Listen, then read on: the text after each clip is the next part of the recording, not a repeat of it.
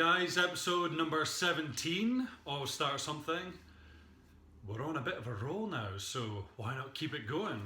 And I almost never posted this. I'd actually been thinking about it for the last, say, hour or so.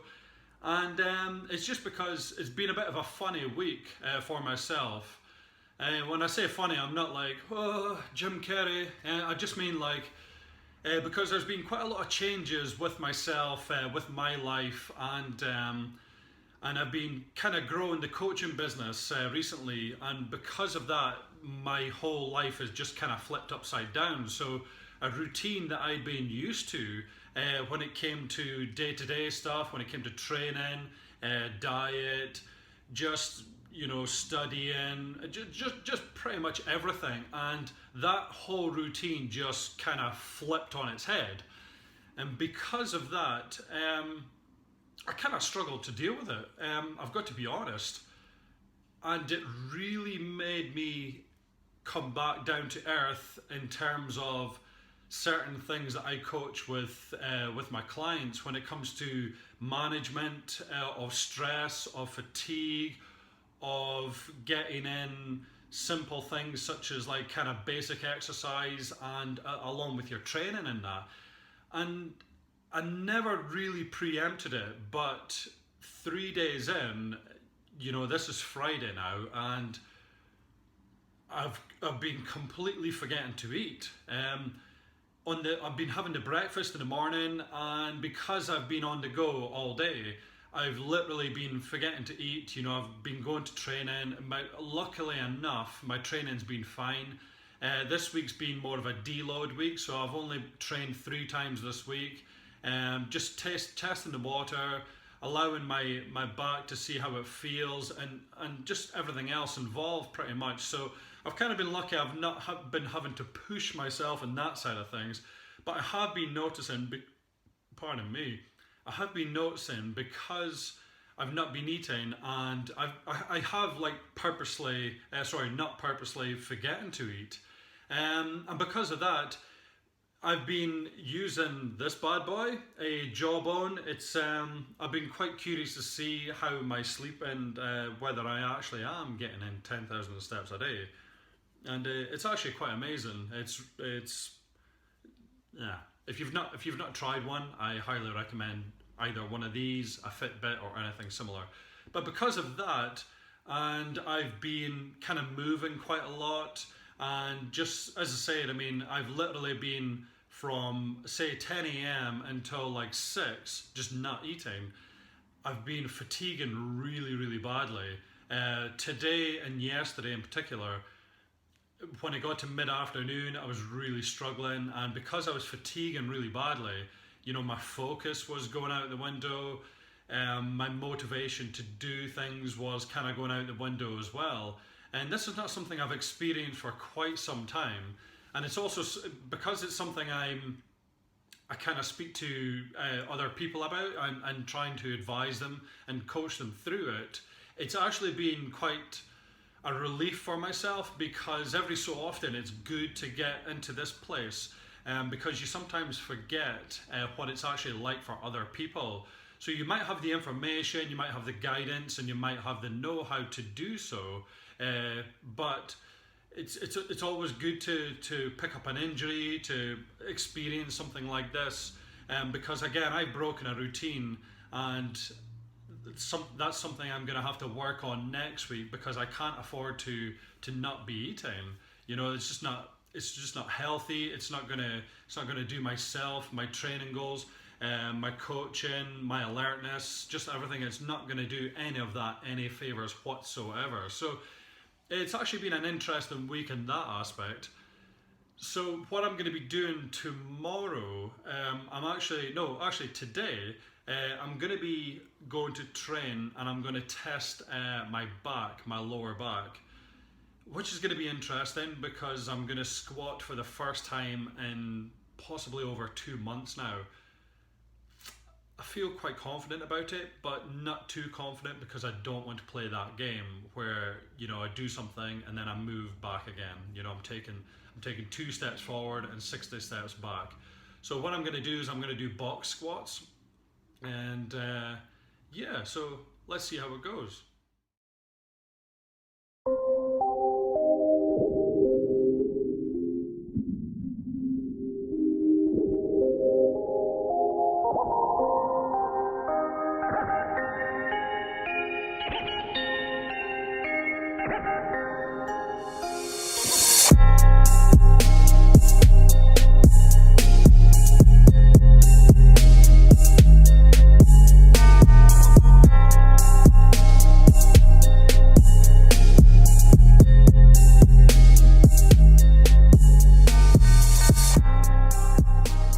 So I'm off to Edinburgh today. I have a yoga seminar, and I got up a little bit too early. I've got to pick up one of my friends in around 20 minutes from the airport and drive down to make the 2.5 hour drive to Edinburgh.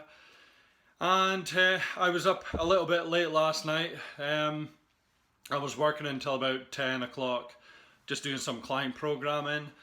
And I decided that I was pretty hungry, needed something to eat.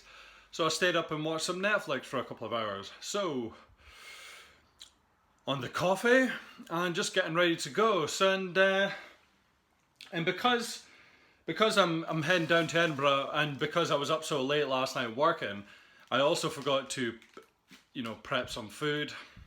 That means I'm going to starve, or it means I'm going to eat junk food. It's one or the other, which, I'm probably going to hover in between, because every time I make this commute to Edinburgh, there's always a Marks and Spencer's I head to.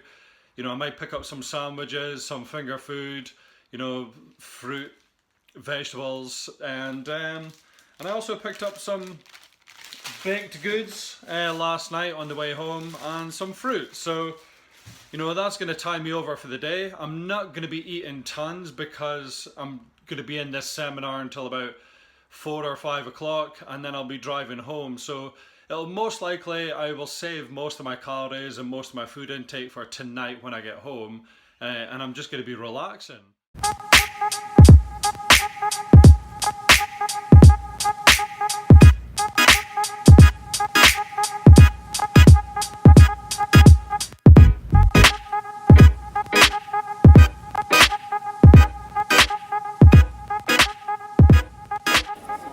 So I've been going over my notes from yesterday's seminar, and there was a couple of things that really stood out to me, but one of them in particular was the difference between theory and experience. Now, everybody likes to think that, they read something on the internet or on a book or whatnot, and they automatically know what to do. They know how to fix anything or progress anything, but unless they've got some form of experience in that area, then it counts for very little.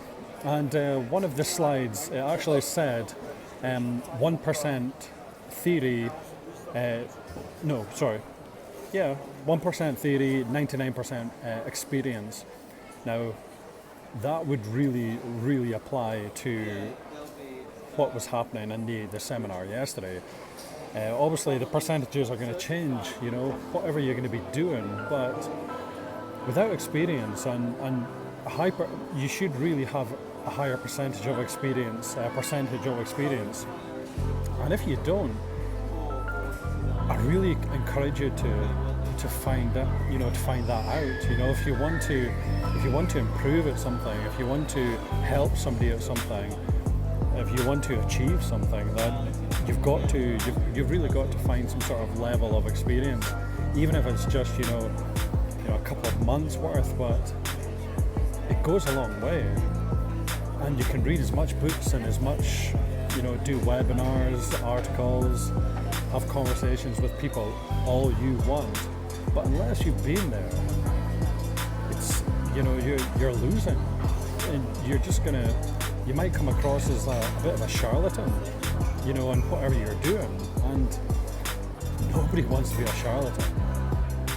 And again, I'm thinking back about this week, of what's happened to me, or I say what's happened to me, but what I've experienced really, and it's kind of made me think that nothing's 100% all the time, especially when it comes to fitness and nutrition and diet, lifestyle, and whatnot. Everybody becomes so obsessed, really obsessed with every single minute, second, hour, day, week, month. It's all got to be 100%. And it's not going to be. I'm sorry, but it can't be, it's impossible. So what I would encourage you just to remember that, to remember that things are going to be 20% some days, and that's okay, because if something was 100% all the time, I would really question it, because something's going to be 100% very, very little of the time. There might not even be one day within a week that's 100%, but that's okay, because there's something I read quite a while ago, and it says something like, consistently good is better than occasionally perfect. Now that runs true on every single thing that you do in your life. It doesn't have to be within your training or nutrition. It could be anything that you want, but it bodes well, and you do well to really remember these things.